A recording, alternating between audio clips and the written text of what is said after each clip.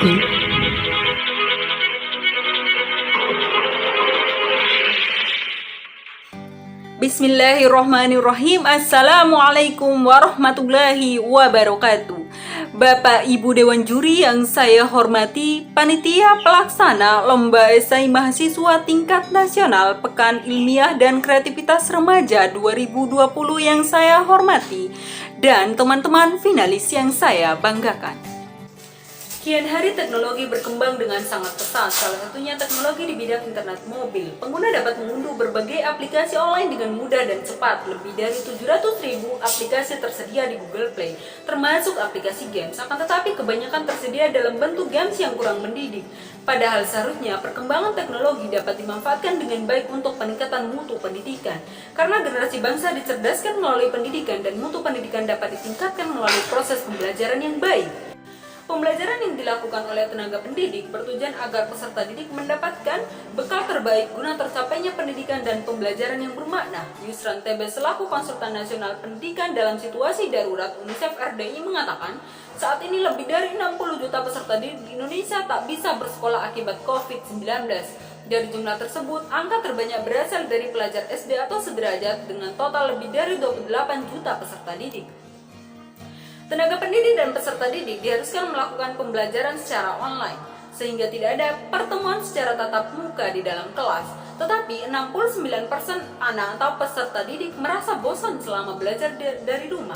Menurut Pratiwi, anak-anak lebih cenderung menyukai kegiatan bermain seperti bermain games. Hal tersebut bisa dilihat dari sebagian besar waktu yang digunakan oleh anak untuk bermain. Dan hal ini secara tidak langsung memberikan pengaruh signifikan bagi perkembangan anak.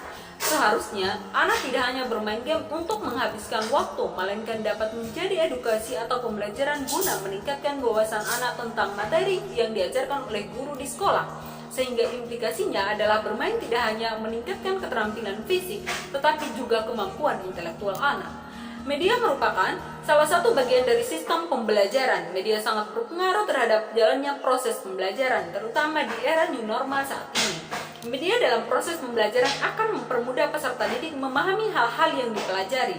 Sehingga berdasarkan pemaparan tersebut, saya, Siti Mariam Ulfa dari Universitas Mataram memberikan gagasan inovasi mobile learning games edukasi berbasis aplikasi sebagai media pembelajaran di era new normal. Mobile e-learning ini merupakan platform yang menyediakan games edukasi atau pembelajaran berbasis aplikasi yang bisa diakses secara online, yang akan memberikan pertanyaan-pertanyaan seputar materi pelajaran dari kelas 1 sampai kelas 6. Sekolah dasar materi disusun sedemikian rupa untuk semua mata pelajaran, mulai dari mata pelajaran IPA, IPS, Matematika, Bahasa Indonesia, dan lainnya. Tidak hanya menyenangkan dan menghibur, tetapi juga dapat mendidik dan menambah pengetahuan tentang materi pelajaran peserta didik di sekolah. Game edukasi berbasis aplikasi ini dibuat dengan menggunakan website Edukandi terlebih dahulu. Setelah game dibuat di website edukandi.com, akan dibuat aplikasi mobile e-learning sebagai platform penyimpanan link tersebut akan lebih mudah diakses oleh peserta didik. Di dalam aplikasi tersebut juga terdapat beberapa pilihan mulai dari mata pelajaran kelas 1 sampai kelas 6. Pemberian pesan moral setiap akhir permainan juga disisipkan di game ini. Permainannya dalam bentuk games pilihan ganda, games berbentuk puzzle, word game, atau permainan kata, dan lainnya. Permainan ini dilakukan secara individu oleh anak. Setelah selesai bermain, akan muncul skor yang didapatkan anak di papan skor dan akan dikategorikan ketuntasan atau keberhasilan anak dalam menyelesaikan permainan. Setelah skor muncul di papan permainan, anak akan bisa mengakses materi terkait topik yang baru saja dimainkan untuk menambah wawasan peserta didik terkait materi tersebut. Dalam games edukasi ini, peran guru dan orang tua sangat diperlukan dalam melihat games mana yang sesuai dengan anak-anaknya. Berikut sitemap dari aplikasi mobile learning. Berikut contoh games dalam bentuk pilihan ganda dan dalam bentuk puzzle.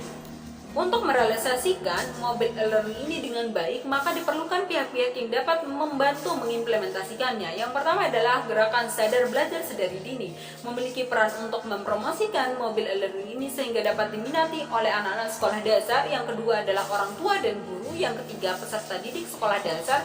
sebagai sasaran utama pengenalan mobile e-learning. Yang keempat, mitra terkait seperti desain grafik dan ahli media. Desain grafis berfungsi untuk mendesain aplikasi mobile e-learning ini sehingga menjadi tampilan yang menarik dan mampu memikat anak-anak untuk memainkannya.